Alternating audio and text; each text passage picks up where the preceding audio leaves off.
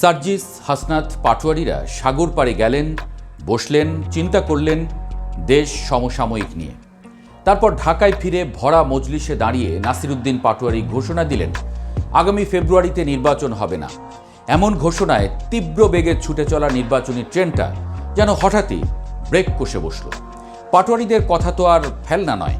দেশের রাজনীতিতে তাদের অবস্থান ও সাম্প্রতিক প্রভাব এতটাই দৃশ্যমান যে উপেক্ষা করার সুযোগ নেই কারো। ফলে স্বাভাবিকভাবেই শুরু হলো কানাঘুষা, বিশ্লেষণ আর প্রশ্ন, হঠাৎ আবার কি হলো?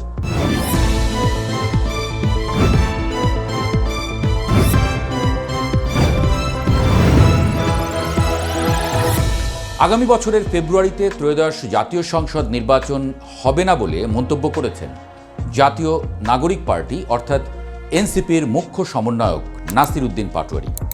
গত মঙ্গলবার রাজধানীর ফার্মগেটে কৃষিবিদ ইনস্টিটিউশনের আন্তর্জাতিক যুব দিবস উপলক্ষে জাতীয় যুব সম্মেলনে তিনি এই মন্তব্য করেন। বিএনপি ও জামায়াত নেতাদের উপস্থিতিতে এই অনুষ্ঠানে তিনি বলেন, নির্বাচনের ডেট ঘোষণা হয়েছে, ফেব্রুয়ারিতে নির্বাচন হবে, ফেব্রুয়ারিতে নির্বাচন হবে না। এর ব্যাখ্যায় তিনি বলেন, যদি ফেব্রুয়ারিতে নির্বাচন হয়, আমার যে ভাইয়েরা শহীদ হয়েছিল, রক্ত দিয়েছিল সংস্কারের জন্য, তাহলে কবরে গিয়ে তার লাশটা ফেরত দিতে হবে এই সরকারকে। তিনি বলেন, আমার যে ভাইয়ের হাতটা চলে গিয়েছিল, যদি সংস্কার কাজ শেষ না করে নির্বাচন হয়, তাহলে এই সরকারকে আমার ভাইয়ের হাতটা ফিরিয়ে দিতে হবে।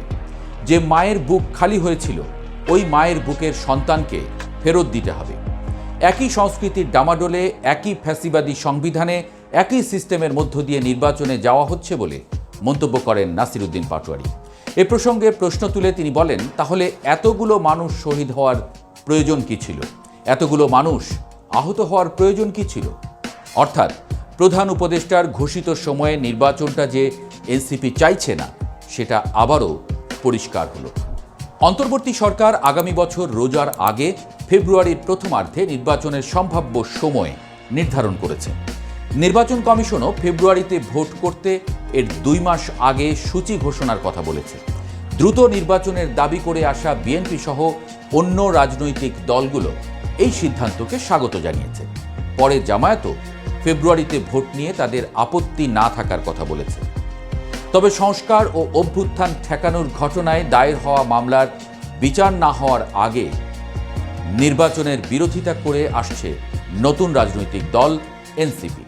অভ্যুত্থানের নেতাদের নিয়ে গঠিত দলটি নির্বাচনের আগে এই 2 দাবির বাস্তবায়ন চেয়েছে। নাসিরুদ্দিন পাটোয়ারি এমন সময় ঘোষণাটি দিলেন যখন প্রধান উপদেষ্টার কথায় দেশে একটা নির্বাচনী প্রস্তুতির আমেজ এসেছিল। লন্ডন থেকে তারেক রহমান বলছেন, শীঘ্রই দেখা হবে প্রিয় দেশবাসী। ভোট চাইছেন ধানের শীষে, ঢাকায় খোঁজা হচ্ছে তারেক রহমানের থাকার ঘরও। গত 5 আগস্ট শেখ হাসিনার পতনের বর্ষপূর্তিতে নির্বাচন অনুষ্ঠান নিয়ে প্রধান উপদেষ্টার বক্তব্যের পর অনেকটা নির্ভার বিএনপি। জুলাই ঘোষণাপত্র নিয়েও টু শব্দটি করেনি তারা, কিন্তু এনসিপি মানতে পারেনি। তারা বলেছে, ঘোষণাপত্রে উঠে আসেনি সবকিছু। অভিমান করে হাসনাতরা চলে গিয়েছিলেন কক্সবাজারেও। কক্সবাজার থেকে ফিরে হাসনাতরা বলেছিলেন, এটা ছিল অনেকটা নীরব প্রতিবাদ। তবে গণমাধ্যমে গুঞ্জন ওঠে এনসিপির নেতারা কক্সবাজার গেছেন বাংলাদেশের সাবেক মার্কিন রাষ্ট্রদূত পিটার হাসের সঙ্গে দেখা করতে। পরে সেটার কোনো প্রমাণ পাওয়া যায়নি অবশ্য।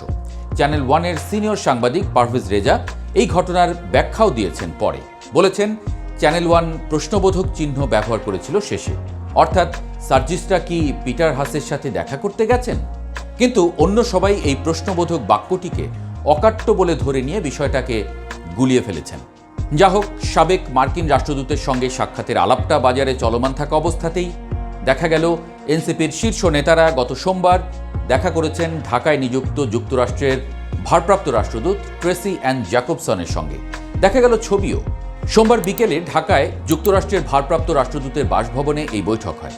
বৈঠকে বাংলাদেশের সাম্প্রতিক রাজনৈতিক পরিস্থিতি, আগামী জাতীয় সংসদ নির্বাচন সহ বিভিন্ন বিষয়ে আলোচনা হয়েছে বলে এনসিপির এক সংবাদ বিজ্ঞপ্তিতে জানানো হয়েছে।